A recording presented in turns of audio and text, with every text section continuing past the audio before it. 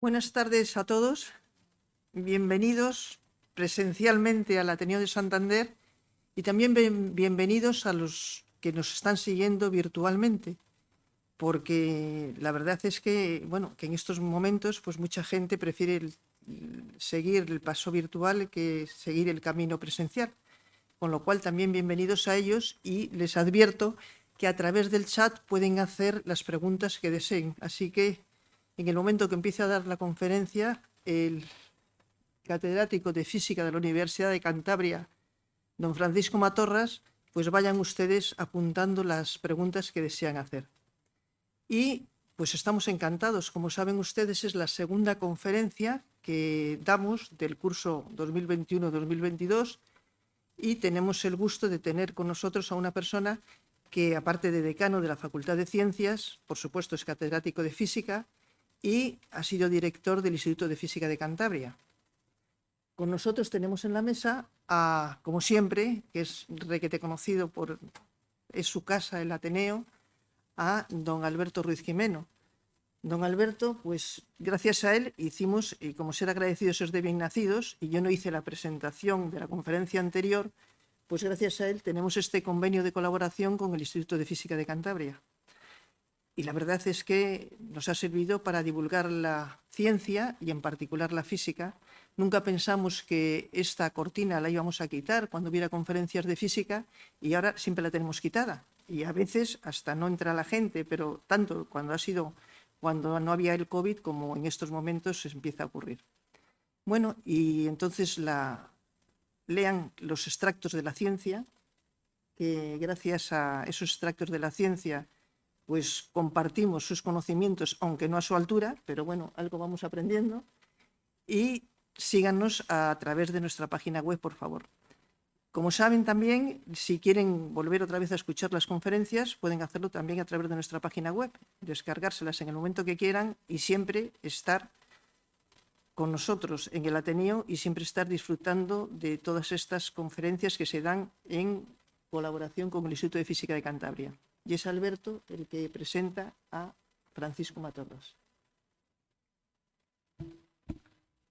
Bueno, muchas gracias, Mercedes. Muchas gracias al Ateneo por estas palabras que en fin, son inmerecidas claramente, pero bueno, para mí realmente es un gusto presentar a Francisco Matorras, al que conozco desde hace muchos años. En primer lugar, primero porque es un gran científico y gran experto en el tema del que va a hablar, que es el tema de minería de datos.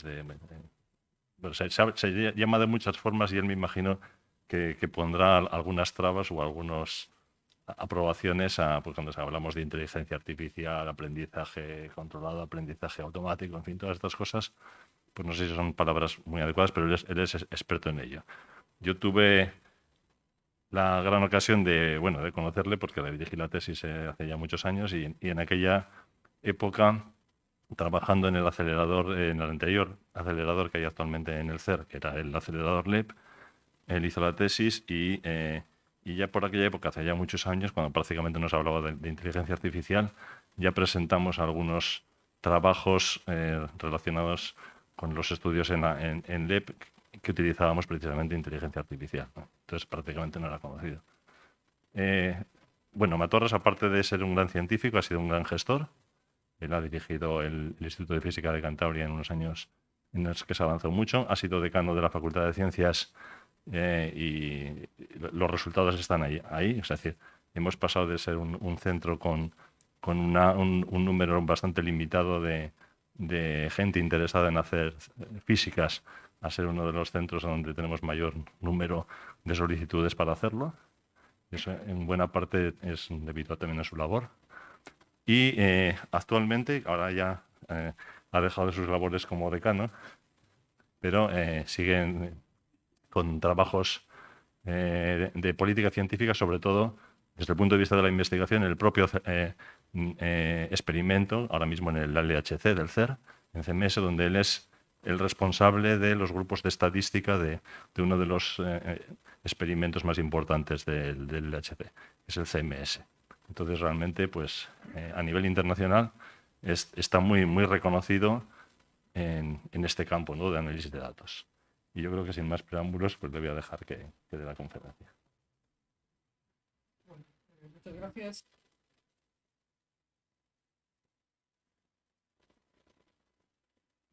Ahora sí, ¿no? ¿Estoy tapándolo? ¿Me aparto un poco? No, está bien. Vale. Bueno, decía que me voy a dejar la mascarilla, estamos un poco acostumbrados a este protocolo y bueno, realmente después de la experiencia de dar unos años, muchos meses, un año y pico, la clase así, horas de clase, uno se da cuenta cómo se queda la mascarilla y sí que sirve para algo, ¿no? Te escupimos mucho mientras hablamos y bueno, creo que me podréis oír. Bueno, quería empezar agradeciendo la presentación, los elogios siempre exagerados, aunque siempre se agradecen. Quería agradecer también al Ateneo por invitarme a dar esta charla. A los científicos siempre nos gusta hablar de lo nuestro y esta es una buena oportunidad.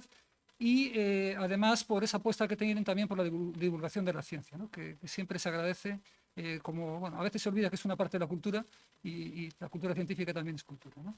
Y personalmente también quiero agradecer y disculparme a la vez porque siendo decano se nos ofreció un ciclo de conferencias con la ocasión del 50 aniversario de nuestra facultad, hace año y medio, 2 años, y primero un poco por sobrecarga de trabajo y después porque nos pescó la pandemia, pues se nos pasó, ¿no? Entonces, bueno, espero que haya ocasión para hacer algo parecido, pero en cualquier caso, pues agradecimiento. También quería, se me iba a olvidar, agradecer a Lara Lloret, que es una investigadora del CSIC, que me ha dado material para esta charla y que en realidad ella es la investigadora en este campo, ¿no? Es una investigadora joven pero pujante en este campo y yo, ha dicho Alberto que empezamos a trabajar en esto pues hace 30 años yo creo casi. Yo me considero un amateur de largo recorrido en este tema, ¿no? Llevo muchos años en esto, bueno, no con grandes aportaciones, pero bueno, creo que quizás sí tengo una visión. También quiero disculparme porque bueno, quiero a la vez explicar un poco el contexto y pues lanzar algunas preguntas, algunas dudas, algunos planteamientos, casi opiniones, y quizá tenga demasiado material. Si voy mal de tiempo, pues en algún momento iré pasando rápidamente alguna transparencia. Espero que me lo disculpen y si es importante, pues si os parece importante, pues en el momento de las preguntas podría volver sobre. Bueno, y hablando de preguntas, de disculpas, perdón, quería también empezar por disculparme por el título, ¿no? Yo quise quizá provocar un poco, llamar un poco la atención con un título irónico, pero parece que hay quien no lo entendió y la respuesta a la publicidad que dio mi facultad en el Twitter de esto, pues hay uno que entendió justo lo contrario de cuál creo que es el objetivo, cuál quiero que sea el objetivo de esa charla, ¿no? Pues el malvado algoritmo alguien entendió y bueno, me contestó muerte al algoritmo, ¿no? Yo un poco lo que quiero demostrar es justo lo contrario, pero antes de ver esto, que me sirve muy bien para empezar la charla, yo había oído en prensa, en la radio, bueno, hay un programa de radio que oigo que habla mucho de la rebelión contra las máquinas y música sin algoritmos. Bueno, a mí eso me dio un poco pie al título y me puse a buscar pues, titulares de prensa relativos a esto, ¿no? Y bueno, pues me sorprendió, no me sorprendió porque ya lo había oído, pero pues eso, palabras muy fuertes, la tiranía del algoritmo aparece muchas veces, la dictadura del algoritmo, defendernos del algoritmo. Aquí hay, a ver si consigo señalar, a ver, sí, se ve. Bueno, hay una cosa que ya comentaré, que para empezar la gente confunde el algoritmo con las redes sociales o con Internet. ¿Vale? Yo ahora sin gafas casi no consigo leer lo que pone aquí exactamente, ahí lo veo mejor. Actualmente es en las redes sociales e Internet donde se cultivan no sé qué, bueno, y el titular es defendernos del algoritmo. No es lo mismo, ¿vale? Una cosa es el algoritmo, que es lo que voy a explicar, otra cosa son las redes sociales, otra cosa es Internet, ¿vale? Y bueno, aquí abajo también, plataformas digitales. Bueno, las plataformas digitales utilizan algoritmos, pero no es el algoritmo, ¿vale? Y bueno, más titulares, aquí uno que no se ve muy bien, una chica muy enfadada, que dice cómo nos manipulan los algoritmos, ciberleviatán, la tiranía otra vez, deshumanización, etcétera, etcétera. Bueno, se ven muchas cosas muy malas contra el algoritmo y además haciéndonos pensar, y permitidme que vaya a películas de ciencia ficción, porque eso es un tema muy recurrente en la ciencia ficción, muy recurrente, no sé, pero aparece bastante a menudo en la ciencia ficción, pues eso, de un ente malvado que es un ser inteligente, una máquina inteligente que se dedica a subyugar a los hombres, ¿no? ¿Es así realmente? ¿Tenemos que luchar contra el algoritmo? ¿O estamos realmente en esa situación? Bueno, pues yo intentaré explicar un poco qué es un algoritmo y explicaros que eso no es así. Una cosa es el algoritmo y otra cosa es el uso que se haga del algoritmo. Bueno, quizá también otra cosa, hablando de las redes sociales y de las plataformas digitales, otra cosa que también me interesa remarcar, no lo haré prácticamente nada porque además es otro tema y es un tema en el que no soy muy experto, pero ya lo he dicho hace 2 transparencias. A veces confundimos lo que es el algoritmo con lo que es una estrategia comercial muy agresiva, a veces ilegal, de una compañía. Una cosa es, iremos llegando. Yo lo digo que un poco que nos planteemos si estamos contra lo que hace tal plataforma digital o contra el algoritmo. Vale, a mí me hace pensar un poco también, lo he querido relacionar un poco con lo que se viene a llamar el síndrome de Frankenstein, ¿no? Eso está escrito, no sé si técnicamente, probablemente médicamente no esté definido, pero sí que circula por ahí el síndrome de Frankenstein, ¿no? Se suele relacionar más bien con jugar a ser Dios, la creación de un ser vivo que hace Frankenstein. Yo lo veo también un poco relacionado con el miedo, la desconfianza, el odio a veces hacia lo que no se entiende, ¿no? Y bueno, además no es, esto tengo que salir del puntero, no es algo moderno en el sentido de Frankenstein, pero ya sabemos que desde la época de los griegos es muy parecido a la leyenda de Prometeo. De hecho, yo descubrí preparando esta charla, no lo sabía, que la historia de Frankenstein, la original, tiene dentro de su título algo así como el moderno Prometeo o un moderno Prometeo. Bueno, es decir, esta es un poco la idea. Estamos robando algo de los dioses. Por lo tanto, hay que ir contra ello. Es algo malo. ¿Vale? Bueno, eso es una parte del problema. Otra parte del problema, quizá en el extremo opuesto, y que eso sí que lo he vivido yo trabajando con gente no experta de esto, que se piensan que es magia. Que esto del algoritmo es una magia. Que nos hace una foto y tú le pones un algoritmo muy, muy rápido y sabe cuántos años de vida te quedan. Bueno, hay algoritmos muy inteligentes, de la foto se puede sacar mucha información, pero obviamente si no hay información, por muy listo que sea el algoritmo, no te va a sacar ese tipo de cosas. ¿No? Eso, bueno, pues hay gente, quizá he hecho un caso un poco exagerado, pero no está tan lejos de la realidad muchas veces, ¿no? Pensamos que por hacer un algoritmo más inteligente podemos sacar información donde no la hay. Bueno, llegado así un poco, pasado el preámbulo, llegamos a la pregunta. Bueno, la idea, lo que quiero plantearos es ¿qué es un algoritmo? Unas ideas básicas de este tipo de herramientas y después me plantearé pues, algunas de las objeciones que hace la gente a los algoritmos. Lo plantearé un poco como preguntas y como ejemplos y que cada uno juzgue por sí mismo, ¿no?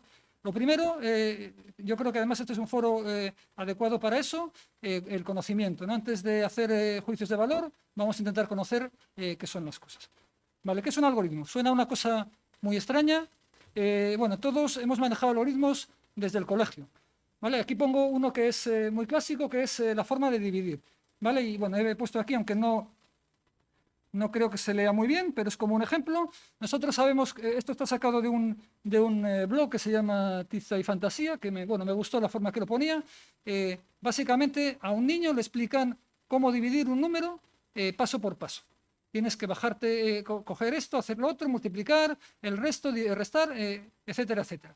¿Vale? Ese tipo de cosas es lo que es un algoritmo. De hecho, aquí tengo copiada la definición que pone la Real Academia Española, es conjunto ordenado y finito de operaciones que permiten hallar la solución de un problema. Normalmente es un problema matemático y, bueno, pues desde hace unos años todo esto se traspasa a un problema informático. Ya sabéis que la informática es una forma de reflejar las matemáticas prácticamente siempre.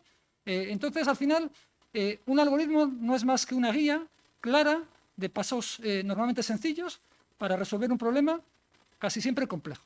¿Vale? La idea es que nosotros podemos dividir un problema complicado como podemos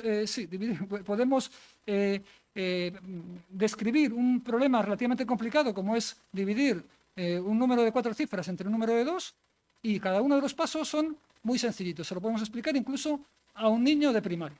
¿Vale? Eso es un algoritmo, no es más que eso. Por supuesto, hay muchos más algoritmos y mucho más complicados. Pero la idea del algoritmo es simplemente eso. ¿Vale? Bueno, por comentar un poco también temas históricos, el nombre de algoritmos viene de este científico árabe, al-Khwarizmi. Bueno, no estoy muy seguro cómo se pronuncia, probablemente la J no se pronuncia tan fuerte y de eso venga el algoritmo. Al-Khwarizmi es un científico de esa época que era sobre todo matemático, pero hizo muchas más cosas, que trabajó en la Casa de la Sabiduría de Bagdad. No se tiene muy clara la edad, la fecha, pero bueno, en torno al siglo VIII y IX. Bueno, y hizo muchas aportaciones, pero por la que se ha hecho famoso es simplemente entre comillas, por unas reglas muy sencillas de cómo multiplicar, cómo manejar en general números con decimales. ¿Vale? Entonces, explicó esas reglas de cómo hacer esa tarea que, bueno, pues me imagino que en esa época los expertos la sabrían hacer, pero no estaba tan claro. Y esto lo que consiguió hacer es ese libro de instrucciones para que cualquier matemático con un mínimo de conocimientos pudiera multiplicar números decimales con el número de cifras que sea. Fijaos que una vez que uno tiene la regla, le da igual que sean 5 cifras decimales o 25. Bueno, igual no da porque es más lento, pero digamos que el proceso, la forma de hacerlo es esencialmente la misma. Haz esto, bueno, repite, haz esto, repite. ¿Vale? Eso es la clave de un algoritmo. ¿Vale? Insisto, para que uno piense si es un malvado algoritmo. Bueno, pues un algoritmo simplemente nos sirve, en este caso, para dividir dos números. ¿Vale? Bueno, entonces ya está, no hay más que hablar. Esto es, obviamente no es todo, porque si no, no daría ni la conferencia, ni el tema, ni saldrían los periódicos el algoritmo, ¿no? A los periodistas no creo que les interese mucho cómo se dividen dos números. Bueno, el contexto o lo que casi siempre vemos ahora en la prensa, bueno, en el habla común de algoritmo, está dentro del contexto lo que se llama ahora los datos o el Big Data, o, bueno, generalmente relacionado con los datos. Hay muchas nomenclaturas para eso, Alberto ya ha adelantado algunas. Hay algunas que son dos formas de decir lo mismo según las distintas comunidades, hay otros contextos, otros que son subconjuntos de otro, pero bueno, para lo que estamos hablando aquí es más o menos lo mismo.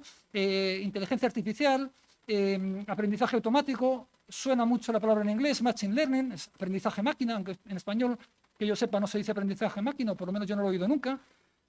Algunos que vienen más del ámbito de las matemáticas les gusta llamarlo aprendizaje estadístico, para otros es otra cosa distinta. Bueno, en fin, ¿cuál es la clave de todos estos algoritmos o los que están revolucionando el mundo ahora? El hecho de que es un algoritmo que permite que el ordenador, la máquina, aprenda solo. Ahora os comentaré, no es exactamente solo, y eso es una parte de las limitaciones que tienen, de los datos.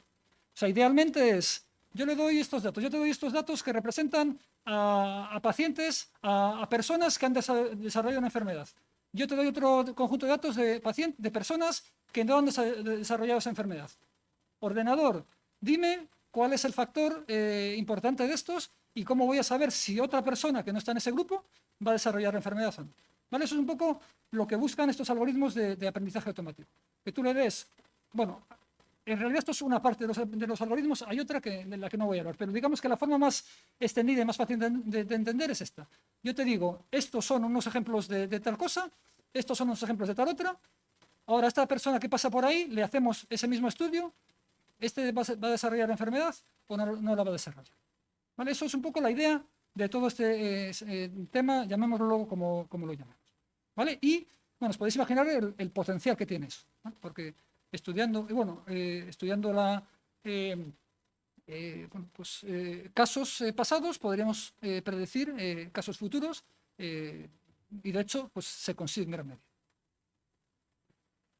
¿Vale? Bueno, esto es novedoso, esto es algo que ha pasado, bueno, ya Alberto me ha chafado parte de la historia, hace 30 años que ya está el tema, pero en realidad empieza mucho antes, sobre todo si le preguntamos a un matemático, dirá que esto no es muy distinto de lo que están haciendo los estadísticos hace casi 200 años.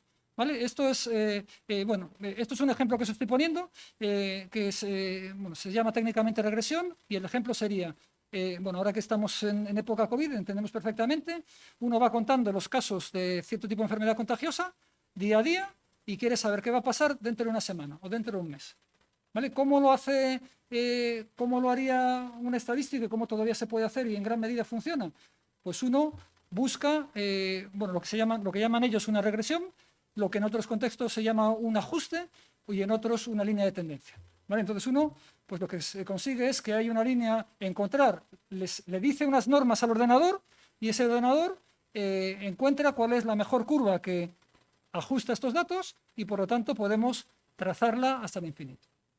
Ahora, hasta el infinito no, hasta el infinito mientras no cambien las condiciones, que eso es también uno de los problemas que pasa con el COVID, que uno sabe muy bien cómo modelizar lo que va a pasar siempre que no cambiemos en la forma de comportarnos nosotros, porque entonces ya los datos de ayer no nos valen para mañana, porque si empezamos a quitarnos la mascarilla, pues lo que hemos hecho con mascarilla no vale. Bueno, esto no es el tema. ¿Vale? Pero bueno, esta es la idea. Es una forma de algoritmo de aprender de los datos muy sencilla. Vale, pero ¿qué es lo que ha pasado? Que este ciclo, que lo voy a repetir un par de veces, que cada vez disponemos de más datos, porque hay más gente estudiando, tenemos dispositivos, tenemos más científicos, bueno, pues dispositivos que nos conectan a todo. Eso también va unido a ordenadores cada vez más potentes. Y eso ha permitido que haya algoritmos más complicados y, por lo tanto, bueno, pues más completos y que nos permiten ver cosas que antes no veíamos. Y eso, a su vez, ha permitido hacer nuevas aplicaciones que animan a generar más datos, que animan a usar ordenadores más potentes y a nuevos algoritmos, ¿no? Y eso es un poco el ciclo en el que estamos desde hace unos 30 o 40 años, que primero eran ejemplos casi académicos, muy bonitos, pero para contar una conferencia y ya está, y ahora los tenemos pues iba a decir para todo, para muchas cosas, ¿no? Voy a contar uno que no es el único, pero es quizás el paradigma de todo esto, que se llama las redes neuronales artificiales, que empezaron hace unos 40 años. ¿Vale? La propuesta de las redes, y os voy a contar bastantes ejemplos, os voy a contar un poco la idea primero y después voy a ir sobre ejemplos, porque yo creo que es la forma mejor de entenderlo. Querían un poco emular lo que es una red neuronal en nuestro cerebro. Es un símil, en realidad no se parece. Hay gente que piensa que estamos haciendo cerebros artificiales. No, esto es simplemente usar la idea de lo que es una neurona y de cómo se conectan las neuronas para hacer un artificio matemático. Esto es puramente una cosa, es un algoritmo, es algo que metemos en nuestro ordenador, le ponemos unas reglas, hazme unos cálculos y le meto unos números y me salen unos números, ¿no? Entonces lo que uno hace es definir una estructura, que es nuestro cerebro, entre comillas. Cada punto de estos lo llamamos una neurona y cada neurona va a estar conectada con otra neurona. Una neurona tiene un cierto valor, se lo va a comunicar a la siguiente y así sucesivamente. Bueno, esto lo tengo un poquito mejor explicado. En realidad lo he adelantado, lo tengo más explicado en esta transparencia. ¿Cuál sería el paso para nosotros? Hacemos una estructura de red, nuestro cerebro, dibujamos nuestro cerebro. ¿Cuántas neuronas queremos que tenga el cerebro y cómo se conecta? ¿Vale? Eso es un arte, ¿vale? Eso es una parte, esto no lo sabe hacer solo la máquina, esto lo tiene que hacer la persona. Y tiene que, bueno, hay cosas que hace, pero muchas las tiene que hacer y probar. No vale, esto es cuando digo que aprende solo, aprende casi solo. Vale, después, cada dato para nosotros se representa como una serie de variables. Imaginad que lo que estamos haciendo es un estudio de calcular el riesgo que tenemos de infarto. ¿Vale? Entonces lo que hemos cogido es una serie de personas que han sufrido un infarto y otra serie de personas que no han sufrido un infarto. Y a cada una de ellas pues sabemos su edad, su peso, su cantidad de grasa, ¿cómo se llama? El coeficiente de grasa, yo qué sé, el nivel de colesterol, etcétera, etcétera, una serie de datos. ¿Vale? Esos datos son números, los transformamos a números que se le dan a estas neuronas. ¿Vale? Esas neuronas van a tomar un valor que va a ser distinto para mí que para otra persona. ¿Vale? Ese resultado, estas neuronas van a hacer un procesado. Un procesado es una operación matemática que no voy a entrar en ella y se lo van a transmitir a la siguiente neurona. A la siguiente, no, a todas las que están conectadas. Y se lo va a transmitir en base a una conexión que tiene una importancia o una intensidad. Y ahí está la clave. Ahora comentaré de cuál es esa intensidad. Quiere decir que aquí estas que están dibujadas en gris clarito es que son poco importantes, las que están dibujadas en negro es que son muy importantes. Quiere decirte que esta variable, esta neurona va a transmitir mucha información a esta y poca a esta. ¿Vale? Esto se hace sucesivamente a las siguientes, a las siguientes, a las siguientes. Bueno, uno puede poner aquí todas las que quiera, siempre que su ordenador lo soporte, y al final da un resultado. ¿Vale? O sea que lo que tenemos es que de esta altura mía, peso, nivel de colesterol, etcétera, etcétera, lo voy a transformar con estas operaciones a un número, a un numerito. ¿Vale? ¿Y cuál es el kit? Bueno, esto ya es lo que acabo de decir. ¿Cuál es el kit de esta historia? Que yo lo que hago es, en jerga lo llamamos entrenar, quiere decir que sobre unos ejemplos que yo conozco, lo que he dicho, yo sé que este grupo de gente ha tenido un infarto, sé que este grupo de gente no ha tenido un infarto. Entonces, lo que hacemos es un proceso en que el ordenador, el algoritmo, encuentra cuáles son las mejores combinaciones de intensidad de conexión, si son grises, negros o intermedios, de forma que para los que han tenido un infarto esto tenga un valor, podría ser un 0, y para los que no han tenido infarto tengan un 1. Digamos que le entrenamos para que dé el resultado que yo quiero que me dé sobre la muestra.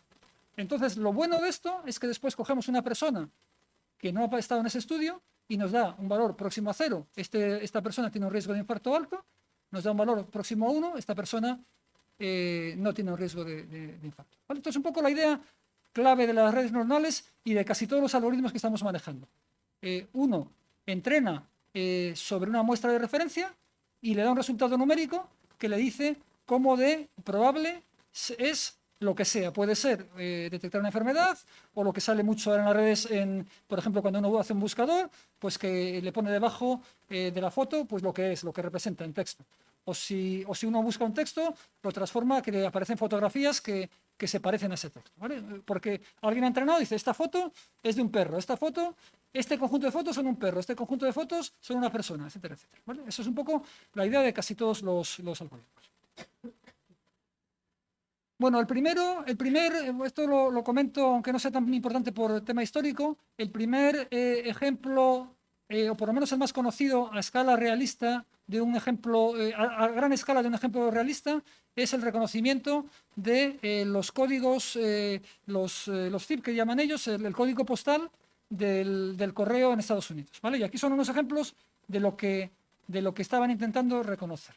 ¿Vale? Veis que bueno, hay números que se ven, y hay otros que, bueno, sería difícil para una persona saber si, yo qué sé, si esto es un 3 o es un 5, por ejemplo.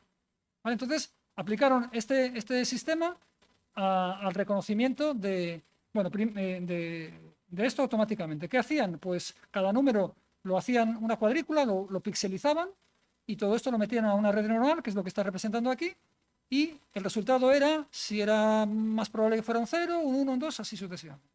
¿Vale? Y esto, pues en el año 89 lo publicaron, y tenía un éxito de en torno al 90%, ¿vale? Que parece igual un poco pobre, pero es más o menos lo que tenían calculado que se equivocaban, bueno, el 10% era más o menos lo que se equivocaban los operarios, o sea que daba un resultado bastante parecido al de una persona y de una forma mucho más rápida, ¿vale? O sea que fue un éxito bastante importante. Bueno, otro ejemplo, este lo he hecho yo y he querido hacerlo así un poco en plan gracioso, de una pelea entre Pitágoras y una máquina, ¿no? Imaginemos que queremos resolver el teorema de Pitágoras. ¿Vale? Yo creo que todos conocen el teorema de Pitágoras. La hipotenusa al cuadrado es la suma de los cuadrados de los catetos. ¿Vale? No sé si me va a funcionar. Bueno, tengo aquí, a ver si funciona. Una animación. No sabemos cuánto tiempo tardó Pitágoras en hacer la demostración. Aquí tengo una que está sacada de la Wikipedia, a ver si sale. Una animación. Bueno, hay una versión animada de la demostración, a ver, bueno, no sé si ha salido, no sé si la puedo recargar, bueno, creo que no ha funcionado, pero bueno, en cualquier caso, la idea, a ver si me vuelve el ratón, es un poco más. Bueno, la idea es que, por supuesto, Pitágoras demostró que esto es cierto para todos los triángulos rectángulos, le llevaría sus muchos años de trabajo, y sabemos que es algo que funciona para todos los triángulos. rectángulos, ¿vale? Por supuesto, eso es el enfoque matemático mejor con diferencia. ¿Cómo haríamos eso si ignoramos la ley? Que es como hacemos normalmente con el aprendizaje automático. Imaginemos, si sabemos la ley, pues obviamente es muchísimo mejor que cualquier cosa de aprender lo de los datos, pero a veces no la sabemos. Entonces, yo me he probado a hacer el ejemplo en este ordenador, un portátil. Me ha llevado como una media hora, o sea, bastante menos que lo que le llevó a Pitágoras. Lo que es el cálculo en sí, menos de un minuto. Me llevó un poco preparar el programa, darme cuenta que me había equivocado, esas cosas. La idea es, ¿cómo haríamos en enfoque esto si utilizamos un aprendizaje automático? Pues coger unos cuantos triángulos, en mi caso cogí solo 2000 triángulos, medirlos, por supuesto yo no me puse a medirlos, lo hice con números aleatorios, medir cuánto vale el cateto, cuánto vale la hipotenusa, los dos catetos, la hipotenusa, y decirle, bueno, una red neuronal parecida a la que de hecho es la misma que os he puesto antes, es el ejemplo que he cogido, pues le he dicho, entréname con estos 2000 triángulos y calcúlame la red para que al final, en este valor, me dé el valor de la hipotenusa. Yo te digo, con este ejemplo en que el lado vale 2 y este vale 3, la hipotenusa tiene que valer la raíz de la raíz de 13, ¿vale? Y le digo a la red, calcúlame esto para que para que salga lo más parecido a 13. Y lo mismo con otros 1999. ¿Vale? Bueno, ¿qué es lo que salió en este ejemplo? Bueno, ¿qué es lo que hace uno después? Es probar a ver cómo funciona sobre algunos casos distintos de los que he entrenado. ¿Vale? Entonces, yo aquí he probado, bueno, pues estos son unos ejemplos. He probado muchos más, pero estos son unos pocos para que vean. En esta columna es un cateto, en esta columna está el otro, en esta es lo que daría Pitágoras. Esta primera fila sabéis que es, bueno, 3, 4 y 5 son números pitagóricos que da exacto. En esta columna es lo que me daría la máquina. ¿Vale? Como veis, bueno, para un físico como yo esto está muy bien, porque nos lo da, bueno, pues hasta la segunda cifra decimal por lo menos. Quizá un matemático no esté del todo contento porque dice esto tenía que dar 5 exactamente, pero bueno, seguro que se puede mejorar. ¿Vale? Yo lo he hecho muy rápido para demostrar que funciona. ¿Vale? Entonces, fenomenal. En media hora he casi descubierto el teorema de Pitágoras. No he descubierto el teorema de Pitágoras, pero para casos prácticos me podría reemplazar el teorema de Pitágoras. Bueno, ¿cuál es el problema? Y es una de las cosas que pasa con las redes neuronales a menudo. He probado con unos números más grandes. Y pruebo 16 y 10, me debería dar 18, y en cambio me da 14. 11 y 12, me debería dar 16, y me da 13. ¿Vale? Bueno, ¿qué es lo que ha pasado aquí? Esto ya no está para nada bien. Bueno, quizá para algún otro tipo de aplicación esté bien, pero bueno, teniendo el teorema de Pitágoras. Bueno, ¿qué es lo que pasa? Que yo he entrenado con triángulos porque hay que darles un cierto tamaño, con triángulos de lados entre 0 y 10. Y en cambio esto les estoy dando entre 16 y 18. Vale, entonces es un problema que tienen mucho las redes neuronales y que volveré sobre ello si tengo tiempo, de que extrapolan muy mal, innovan muy mal. Entonces, si yo le he dicho que los triángulos son entre 0 y 10, no se ha preocupado de ver qué pasa con uno de 15 o con uno de 25. ¿Vale? Esto, en este ejemplo se puede corregir, pero tal y como lo planteé yo de entrada, no funcionaba. Y esto, como digo, es una cosa que es una de las limitaciones que tienen las... Bueno, ¿esto es todo ahora? Pues no. Esto estamos más o menos en las cosas que se propusieron hace 40 años, que han venido funcionando hasta hace un tiempo. ¿Qué ha pasado? Más datos, ordenadores más potentes todavía, más algoritmos. Bueno, el ciclo este se ha repetido. Y han aparecido lo que algunos llaman cambio de paradigma, que es que nosotros muchas veces lo llamamos simplemente un cambio de escala. Al tener ordenadores más potentes, hemos podido poner cosas que son muy parecidas, pero muchísimo más complicadas, y eso permite abordar problemas que antes no se podían. O sea, antes se pensaba que se podían, pero hubieses tenido que tener tu ordenador, no tu ordenador, el superordenador de la universidad de no sé dónde, durante un año trabajando, y por lo tanto a nadie se le ocurría trabajar. Pues en estos 20 años pues han mejorado tantísimo los ordenadores que cosas que antes eran impensables ahora se pueden pensar. Y ha aparecido lo que se llama, bueno, aparece siempre la palabra deep, profundo, aprendizaje profundo, y otro tipo de cosas. ¿Vale? ¿Qué es? Pues no son más que, entre comillas, lo mismo, pero lo bestia.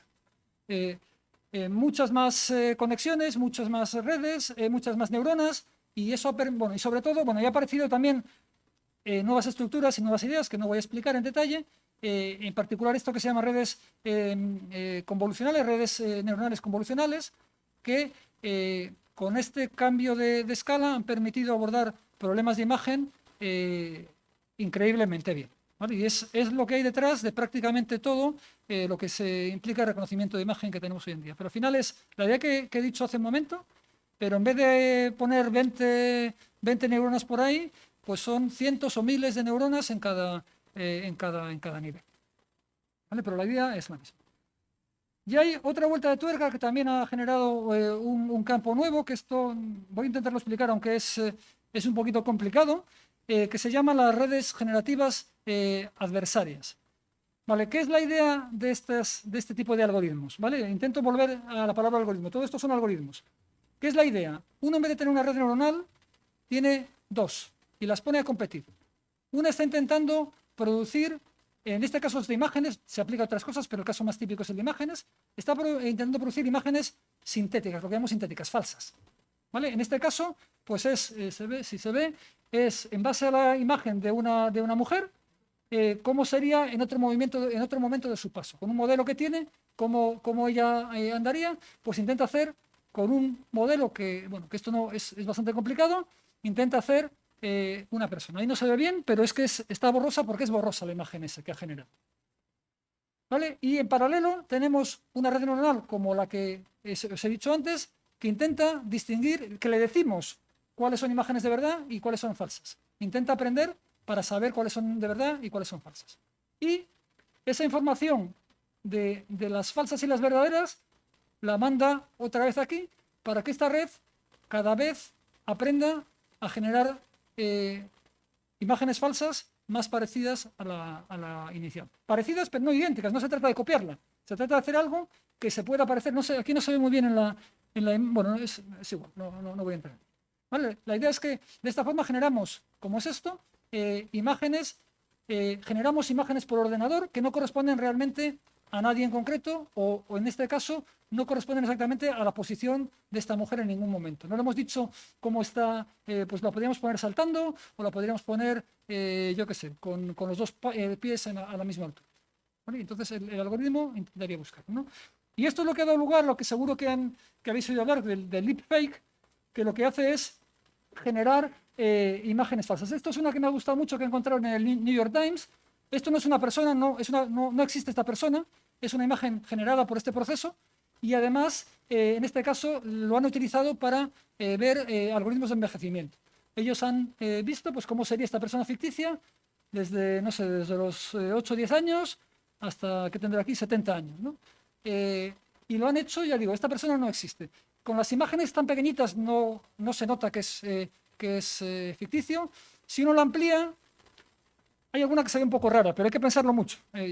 Cada vez es más difícil distinguir una imagen creada así de una real. Esto tiene muchas aplicaciones, no solo en imagen, sino, pues, por ejemplo, tiene sobre todo la ventaja de que tenemos ese modelo que genera, digamos que simula una situación, permite para hacer simulación, para hacer prototipos virtuales, ahora se llama mucho esto gemelos digitales, de algo, de un objeto, de una máquina, de una persona, y que permite hacer mucho estudio de eso. Pero tiene también el grave problema de que cada vez es más difícil, si vemos una noticia, una foto de alguien, pues distinguirla de la verdad, ¿no? Y hay quien se dedica a coger el cuerpo del que sea, con la cara de otra persona, y con este sistema hay sistemas ya sofisticados que es muy difícil distinguir que realmente no era esa persona la que estaba pues disparando una pistola o lo que sea. Entonces esto, pues es cierto, es uno de los problemas que sí que están ahí con este tipo de tecnologías que aparecen. Bueno, aquí tenía otro ejemplo, pero ya veo que me voy alargando en el tiempo y voy a saltármelo. Bueno, esto es simplemente la misma idea, pero es una persona ficticia y esto es para hacer pues para ver cómo sonríe, ¿no? Desde una persona seria hasta sonreír, pues esto está pues tiene mucha utilidad en temas de animación. Bueno, este es otro tipo de algoritmo, pero que sí que, salvo que me pregunten, no me lo voy a saltar. Este en realidad es el que suele haber detrás de las redes sociales, que lo que intentan es buscar similitudes entre gente. Es otra forma de verlo. En vez de enseñarles sí o no, o persona, zapato, animal. Dicen, de todas estas personas, de todos estos datos, agrúpame los que se parecen más entre ellos. ¿Vale? Pero ya digo que creo que me voy a alargar demasiado y prefiero saltar. Bueno, ahora voy un poco con las pegas. Algunas reales y otras que, bueno, se oyen por ahí y os planteo la pregunta si os parecen o no. ¿Son perfectos? ¿Son la panacea? ¿Sirven para todo? Bueno, hay un tema bien conocido que son los sesgos de todos estos algoritmos. Voy a poner algunos ejemplos con mi versión, ¿no? Bueno, esto por cierto también lo he encontrado ahí, no lo conocía, me ha hecho gracia. Es otra película, todo esto da para muchas películas, de una inteligencia artificial que hace de policía, que le raptan, digamos que los malos, y le entrenan, esto que he dicho del entrenamiento, le reentrenan para ser un delincuente. Bueno, yo no he visto la película, pero bueno, digamos que llega ya hasta las películas esto de los entrenamientos. Bueno, yo lo he querido agrupar en tres grandes bloques, ¿no? Los sesgos interesados, forzados o involuntarios. ¿Vale? De los interesados no voy a hablar mucho, pero sí que los quiero mencionar, va un poco relacionado con lo que decíamos del principio. Quien hace el algoritmo lo puede modificar. Y de hecho ha habido denuncias a grandes compañías de que estaban tocando el algoritmo para hacer lo que sea. Eso no es culpa del algoritmo, es culpa de alguien que va contra la ley. ¿Vale? Lo podría haber hecho con muchas cosas, ¿no? Y esto, bueno, pues obviamente para ganar dinero casi siempre, o para temas políticos, pues es la naturaleza humana, ¿no? Si tienes una herramienta y te puedes aprovechar de ella, pues hay mucha gente que no tiene escrúpulos, ¿vale? Pero no es el algoritmo. Y bueno, sin ser tan exagerado, probablemente sepáis que se le puede pagar a Google para que favorezca tu página web. Ahora aparece aquí, se ve, bueno, aparece con, bueno, yo lo tengo en inglés, aparece con ad de anuncio, pero a veces uno no se da cuenta. Esto es lo que busqué en Chodas Cantabria y bueno, las dos primeras que hay eran anuncios pagados, ¿vale? La tercera es la que encuentra, no sé si también haciendo trampa o no, pero bueno, no me subvencionan. ¿Vale? Esos son los interesados. Bueno, después hay otro grupo de sesgos involuntarios. ¿Vale? Se ha hablado mucho de sesgos de género, sesgos racistas, sesgos de raza. Bueno, ¿cuál es el problema que tiene detrás? La red neuronal es un poco como lo que puse con el ejemplo de Pitágoras. Si uno le entrena con datos entre 1 y 10, va a dar resultados entre 1 y 10. Vale, no sé si os disteis cuenta, pero daba al final, el valor que daba, que era en torno a 14, pues es la raíz de 10, o sea, como el máximo que podía tomar ahí.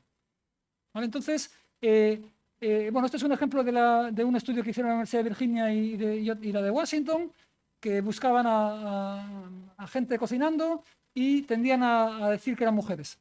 Pues ¿por qué? Porque no es porque el algoritmo sea racista, sino porque el que le puso a entrenar cogió las fotos de cierta forma y la mayoría de las mujeres que salían en esas fotos la mayoría de la gente que estaba en esas fotos eran mujeres, y entonces el algoritmo, en caso de duda, tiende a ser mujer. ¿Por qué?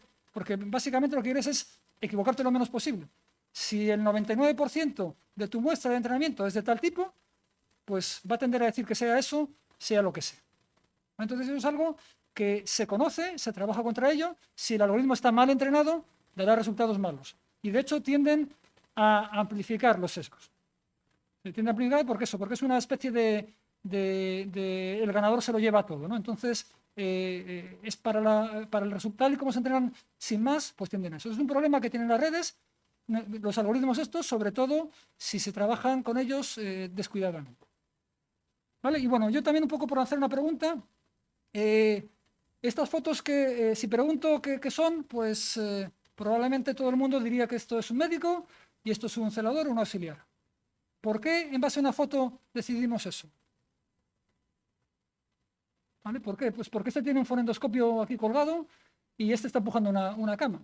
Pero igual es un médico que estaba cansado después de operar y se apoyaba en la cama, y igual este llevaba el fonendo por lo que sea. ¿Vale? Al final no es tan distinto de lo que nosotros hacemos. A veces es porque estamos decidiendo cosas con poca información.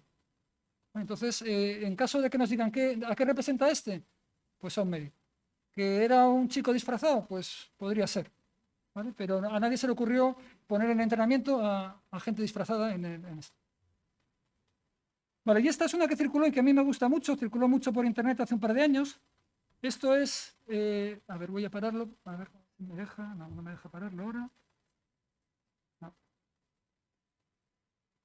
No, sí, perdón. Me salí de todo, no tenía que haber hecho eso. Voy para atrás.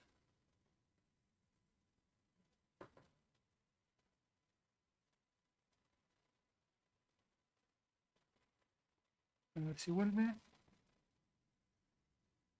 No, no, soy yo. Bueno, voy adelantándolo mientras vuelve, disculpas.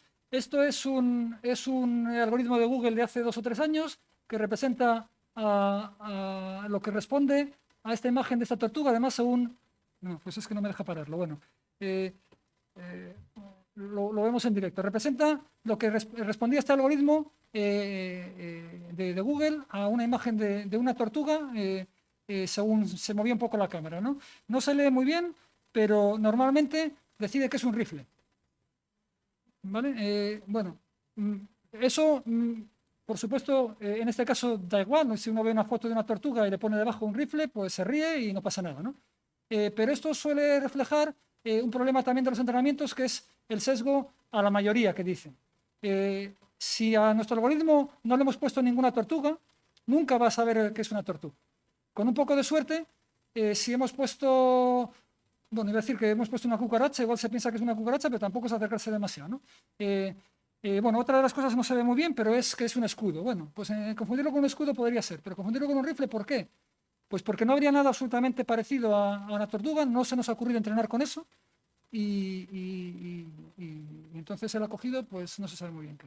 Esto es un tema preocupante cuando hablamos de cosas relacionadas con personas, ¿no? Porque cualquier minoría, si uno no ha cogido la muestra suficientemente amplia, pues no va a salir nunca va a salir nada. El ratón, ¿dónde lo tengo? Aquí. Bueno, esto, sesgos forzados. Esto es otra cosa también problemática. Bueno, hay sesgos forzados, forzados, digamos que engañados, que uno sí sabe qué es lo que valora el algoritmo, y eso pasa mucho en redes sociales, sobre todo en temas de política o de fake news. Si uno sabe qué palabras tiende a valorar, pues mete esas palabras o hace bombardeos de cierto tipo, los famosos bots, para que algo que es mentira aparezca muchas veces y parezca verdad, o por lo menos aparezca muy arriba en los criterios de esa clasificación, ¿vale? Eso es una forma sutil. Más preocupantes son, bueno, estos dos ejemplos son casi el mismo. El de abajo es relacionado con conducción autónoma, es un algoritmo para reconocer señales de stop, y cuando uno lo ha hecho de verdad, pues él reconoce que es una señal de stop. Bueno, pues estas redes adversarias que os he comentado, hay quien se dedica a entrenarlas para fastidiar estos algoritmos, y en algún caso se descubre que añadiéndole este ruido de fondo, que no es nada, a esta señal, que aparece esta, que es un poquito más borrosa, pero prácticamente la misma, sin embargo, el algoritmo ha fallado. ¿Por qué? Bueno, eso también tiene que ver con una cosa que vamos a hacer. No sabemos muy bien por qué el algoritmo decide que esto es una señal de stop, no piensa como nosotros, y al meterle aquí un ruido de alguna forma, pues habrá dado con alguna tecla así rara y él lo ha transformado en esto. ¿Vale? Esto es peligroso porque alguien se puede dedicar a fastidiar algo, a modificarlo a su gusto, y además no nos damos cuenta, porque si uno lo chequea visualmente, esta foto y esta, yo creo que nadie sería capaz de distinguirlas. Bueno, quizá con la imagen bien puesta se vería mejor, pero en cualquier caso, pues es poco. Bueno, voy a ir con temas de reticencias habituales. Hay un ejemplo que circula mucho, bueno, es la interpretabilidad. Está relacionado con lo que acabo de decir antes. Una de las cosas que se critica mucho de este tipo de algoritmos es que no sabemos de dónde saca la información. Lo que acabo de decir ahora con la imagen. ¿Por qué decide que es una una señal de stop y la otra que no? Bueno, pues ahora hay bastante... Bueno, el ejemplo que se suele decir es el de la hipoteca.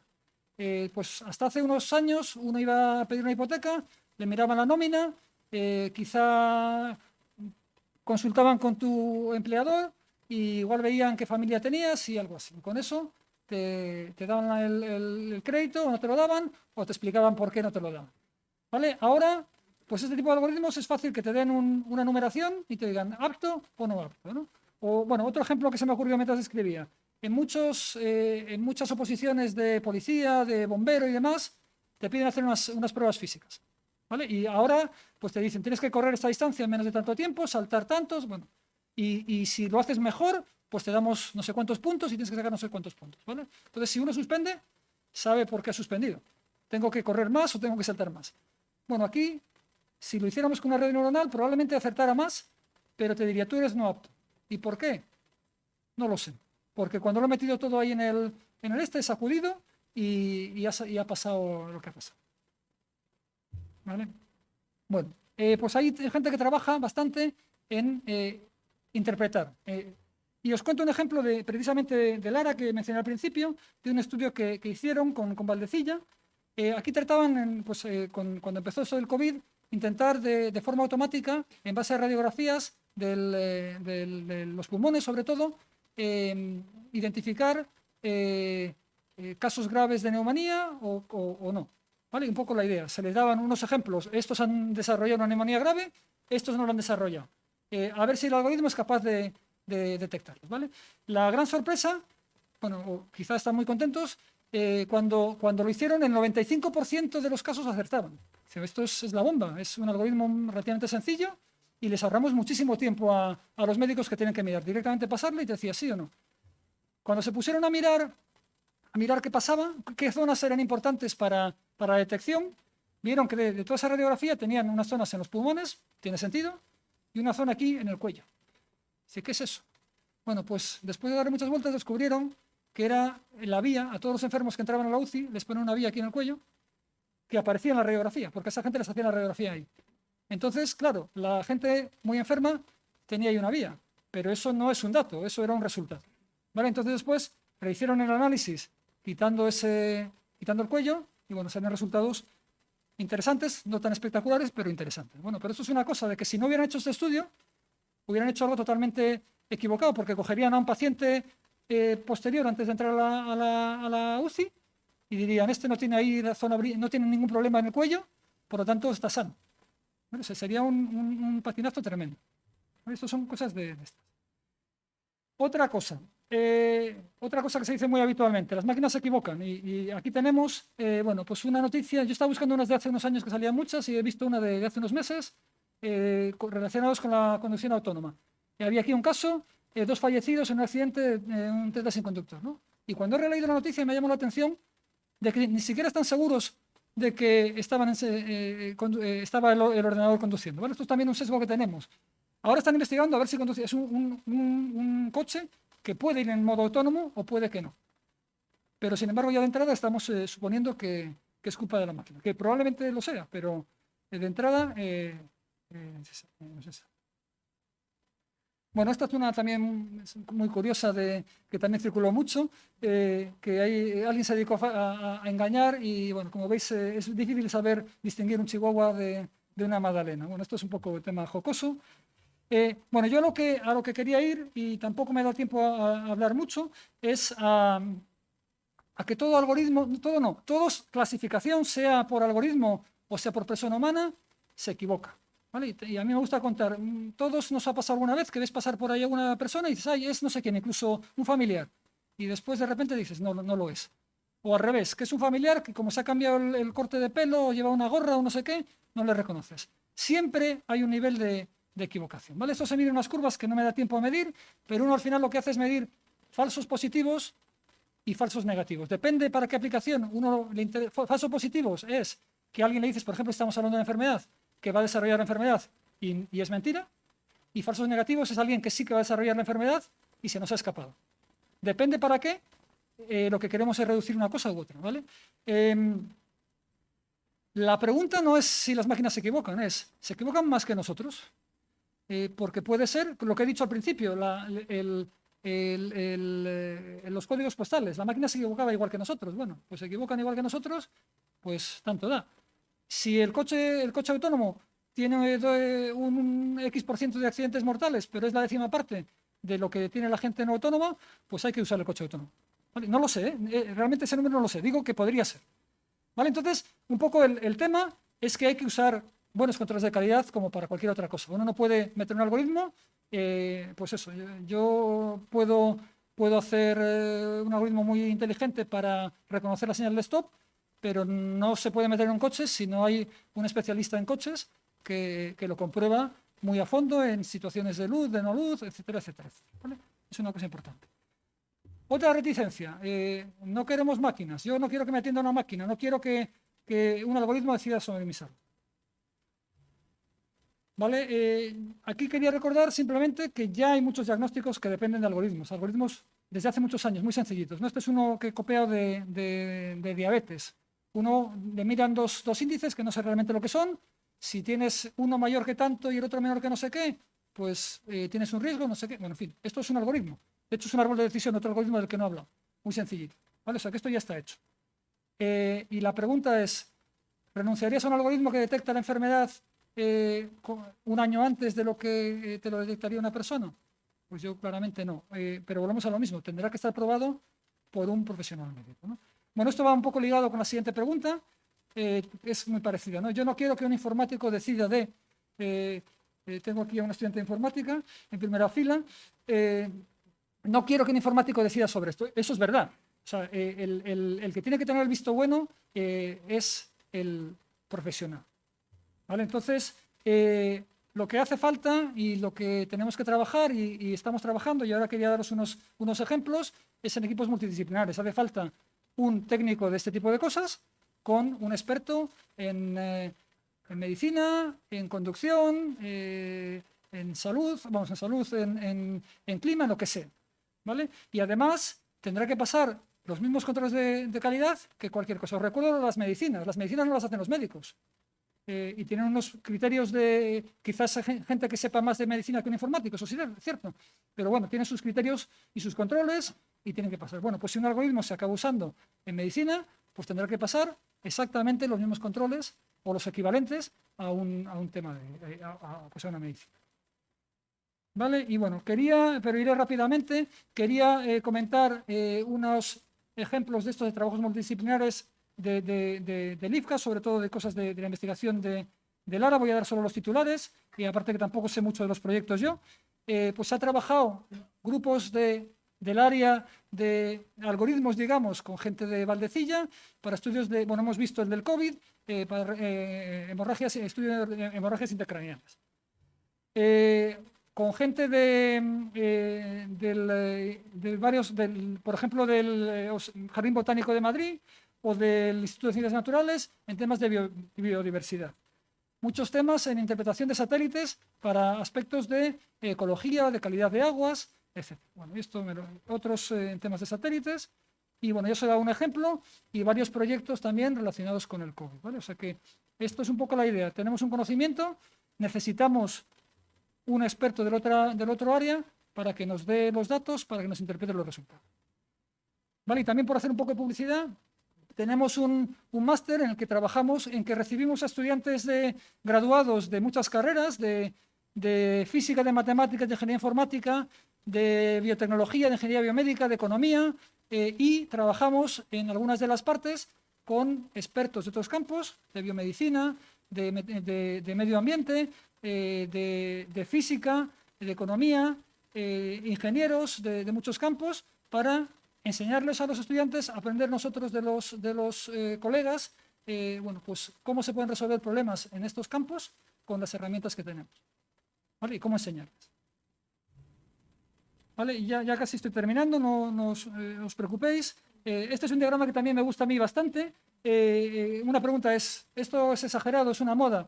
Bueno, hay un diagrama que lo llaman el hype cycle. Yo nunca sé exactamente cómo traducirle, ciclo de moda o ciclo de las expectativas exageradas, lo llama alguien. Esto, bueno, es una empresa americana que evalúa todas las tecnologías que aparecen y, bueno, tiene una teoría y al menos cualitativamente se cumplen, que de repente aparece una tecnología nueva y empezamos a ver que sirve para cosas. Y de repente creemos que va a ser la bomba, que nos va a resolver todo. Yo suelo contar el ejemplo de los drones. Hace unos años los drones aparecieron y decían iban a salir para todo. Nos iban a traer la pizza a casa en un dron. Yo eso lo he visto y alguien lo daba por cierto. Bueno, eso es el pico de las expectativas infladas o exageradas que llaman aquí, ¿no? Entonces, de repente llega aquí la tecnología y nos vamos dando cuenta, oye, no era para tanto. Y llegamos al pozo de la desilusión, ¿no? Pero bueno, lo que comentan estos es que después suelen tender a subir y bueno, no es ni tan maravilloso como pensamos que iba a ser, ni tan horroroso como esto. ¿Con qué eso que os quiero decir? Que muchas de estas aplicaciones tienen una potencialidad tremenda y otras muchas probablemente queden en un ejercicio o en una tontería y nos olvidaremos dentro de unos pocos años o quedarán para una aplicación muy concreta y ya está, ¿no? De repente, pues eso, ahora todo es algoritmo con redes neuronales, aprendizaje profundo. Igual nos damos cuenta que con una regresión lineal nos basta, ¿vale? Y eso, bueno, es un poco... Bueno, entonces, ya con esto llego casi a las preguntas finales, ¿no? ¿Es un ángel? ¿Es un demonio?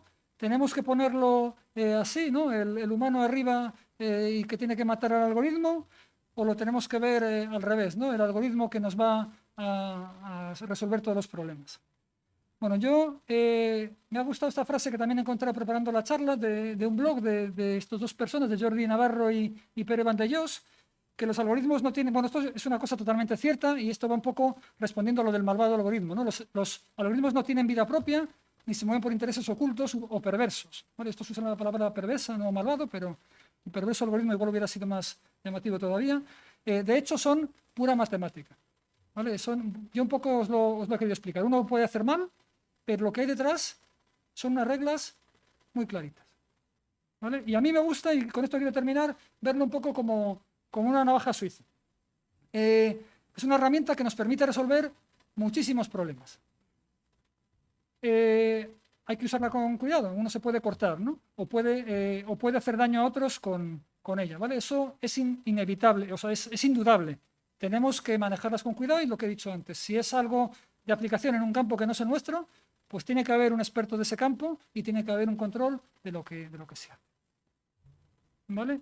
Y bueno, también hay que decirlo, esto va un poco con lo del hype, viene acompañado de muchísimas herramientas inútiles, ¿no? Yo creo que si uno se compra esta navaja, dejaría sin usar, bueno, por ejemplo, no sé para qué uno quiere el reloj en una navaja, pero en fin, es un ejemplo. Lo que quiero decir es que, bueno, pues tiene muchos aspectos positivos, pero bueno, yo sinceramente creo que tiene una potencialidad tremenda, insisto, hay que manejarla con cuidado, pero nos va a permitir entender y resolver y manejar este volumen de datos para mejorar nuestra vida apreciablemente. Bueno, y con esto termino.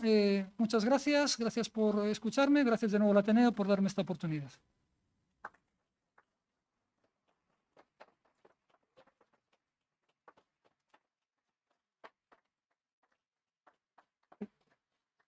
Y disculpas por extenderme, que pretendía haber estado 45 o 50 minutos y me he alargado un poco más. Pues se nos ha hecho muy corto, así que nos hemos preocupado porque hubieras terminado, no porque no terminaras. Muchísimas gracias por esta magnífica conferencia y ahora, como siempre, la palabra la tienen ustedes para hacer las preguntas que deseen. Por favor, Alberto, como por las normas COVID no podemos pasar el micrófono, repites la pregunta para que el público que nos está siguiendo virtualmente se entere de lo que pregunta el público.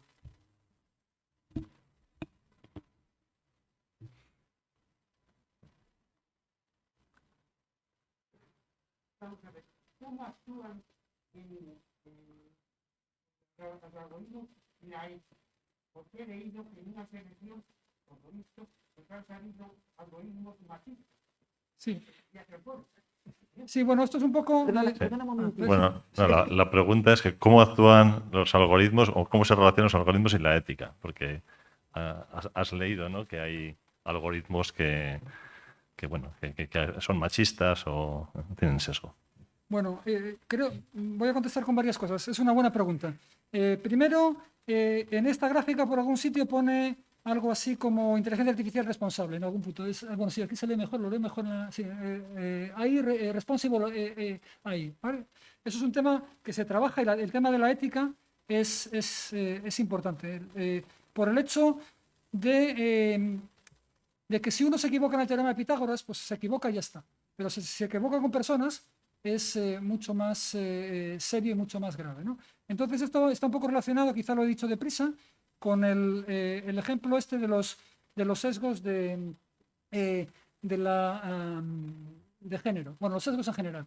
El problema que hay, es un ejemplo que tenía que se me lo voy a decir, lo puedo decir con un ejemplo. El algoritmo es totalmente neutro al género, pero imaginad que uno entrena para distinguir lo que es pues profesiones, ¿vale? Y resulta que le pone unas cuantas fotos, y le pone fotos de médicos, todos varones. Y después pone servicio de limpieza, y pone todo mujeres. Y bueno, y así. Entonces, ese algoritmo es muy posible que se equivoque y interprete las características que nos difieren de género como de profesión.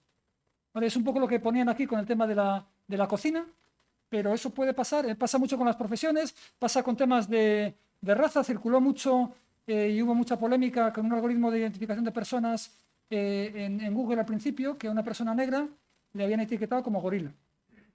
Bueno, pues porque probablemente no habían puesto suficientes personas de raza negra en entrenamiento y se fijaba, bueno, pues el color para él era una cosa determinante, el color de la raza, ¿no? Entonces, es un tema que cuando se refiere a personas es importante y entonces hay temas de ética, o sea, es de ética, pero además es también digamos, de profesionalidad, porque el resultado está mal. Aparte de que tenga un sesgo de género, es que no está haciendo lo que tiene que hacer porque se está fijando en otro. ¿Cómo se resuelve eso? Pues intentando que la muestra sea lo más amplia posible. Si la muestra no está sesgada y se incluye tanto hombres como mujeres en aspectos buenos como en aspectos malos, pues no identificará el género como una parte importante a la hora de resolver. Eso es una parte. Y otra parte es comprobar bien los resultados. O sea, que antes de lanzar un algoritmo que haga lo que sea, pues probarlo sobre una muestra también que no es sobre la que has trabajado, y en el momento que detectes que hay sesgos, eso es una parte que no he dicho, pero todo esto, cuando uno tiene un algoritmo, utiliza otra muestra distinta para comprobar si funciona o no funciona o cómo de bien funciona. Bueno, entonces, ese tipo de cosas, cuando afectan a personas, son muy importantes y ahora se tienen en cuenta. Sí.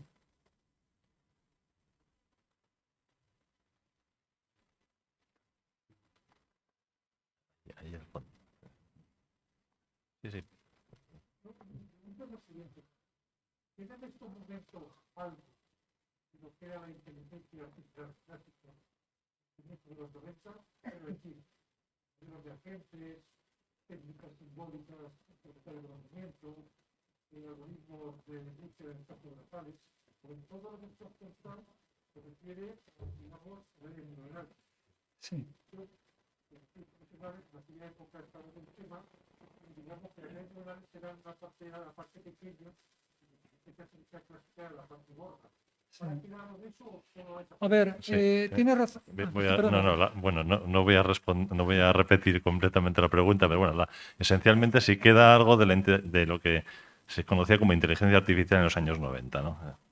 Sí, a ver, es también una buena pregunta. Es cierto.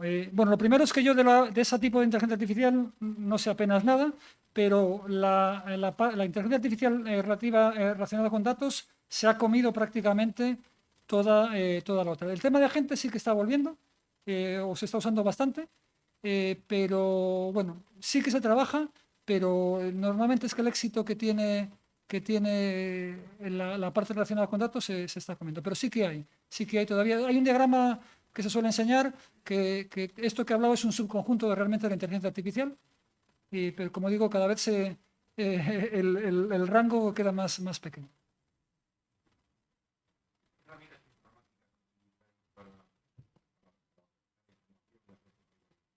Sí. Sí, la pregunta es, bueno, ¿qué herramientas específicas se utilizan para desarrollar estos algoritmos? Sí. Bueno, hay muchos paquetes, la mayoría últimamente están desarrollados sobre Python y hay paquetes que están hechos. Hay otra herramienta que les gusta más a la gente con perfil más matemático o estadístico, que se llama R, que de hecho a veces lo que hace es utilizar las herramientas de Python. Pero bueno, son paquetes bastante desarrollados que requieren programar en Python o en algo parecido. Eso es la gran mayoría. Y después hay otras cosas que ya es el paquete ya hecho, que uno simplemente tiene que, digamos que tiene un dashboard, tiene que darle los numeritos, o sea, digamos que es una cosa intuitiva que no necesita saber mucho de lo que hay por detrás. Pero bueno, normalmente cuando se hace investigación, al final casi siempre acabas en Python.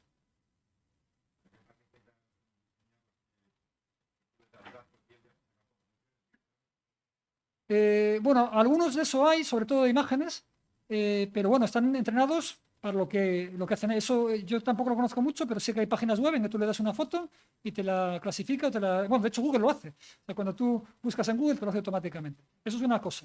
Otra cosa es que tengas algo que simplemente dándole tu problema, tu problema distinto, pues eso, de los infartos. Yo soy un médico y tengo mi estudio y quiero dar este tal. Yo creo que algo de tu parte tienes que poner, algo tan fácil como tan automático como para que tú les des los datos y te dé el resultado. Yo creo que yo por lo menos no lo conozco. Eso es. Bueno, yo he tenido algún pequeño proyecto de estos y hay una fase que se llama curar los datos, que al final lleva mucho trabajo porque bueno, los datos que tú manejas pues tienen un pequeño error, ese pequeño error te puede llevar a un sesgo, entonces los tienes que analizar, corregir, quitar datos. Bueno, lleva un trabajo previo que también es muy importante en la combinación digamos, del que hace algoritmos con el experto del tema, porque te dice, oye, este número que sale aquí que es muy raro, ¿qué es? ¿Lo quitamos o no lo quitamos? Bueno, ese tipo de cosas lleva un trabajo, o sea que hacerlo tremendamente automático, pues bueno, las cosas que tienes en la web, que ya vienen hechas, pero vienen hechas para lo que están hechas.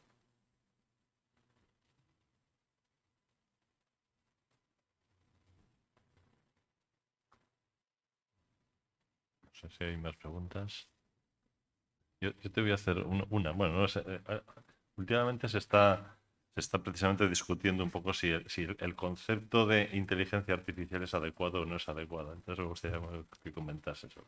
Bueno, esa pregunta me la temía, me la he preparado y no sé qué contestar. La cosa es si las máquinas tienen realmente inteligencia o si no la tienen.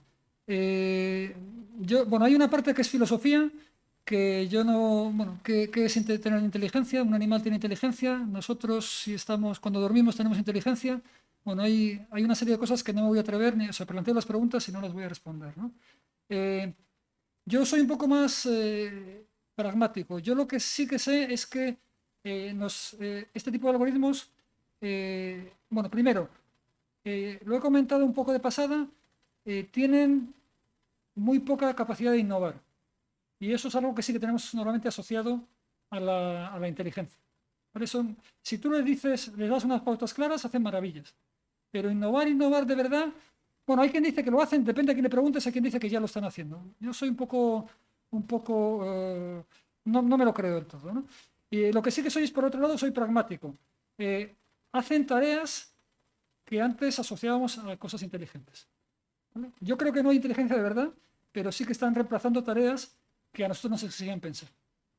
Entonces, bueno, no sé si es contestar de gallego, pero si quieres que sea más claro, yo creo que no tiene inteligencia, pero bueno, no piensa en todo el mundo igual y igual dentro de 10 años tenemos que decir otra cosa.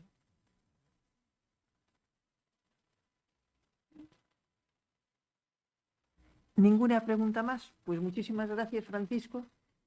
Desde luego, gracias por haberte acordado que con el 50 aniversario de la Facultad de Físicas, pues sí vais a dar unas conferencias, así que te seguimos invitando para que puedas cumplir esa deuda, que te estamos agradecidos de que la hubieras asumido cuando eras decano y ahora pues estamos encantados de que sigáis viniendo. Muchísimas gracias, Alberto, y les esperamos a todos ustedes el 26 de noviembre. Hay la presentación del libro de Candela Argala, que se titula La poética cuántica o la física de la poesía, y el 15 de diciembre, Alberto Fernández Soto, la conferencia será Cómo empezó todo y cómo lo sabemos. Y de todas formas saben que todos los días les esperamos en el Ateneo de Santander, pero esos 2 días, 26 de noviembre y 15 de diciembre, por favor no lo olviden. Muchísimas gracias y hasta el próximo día.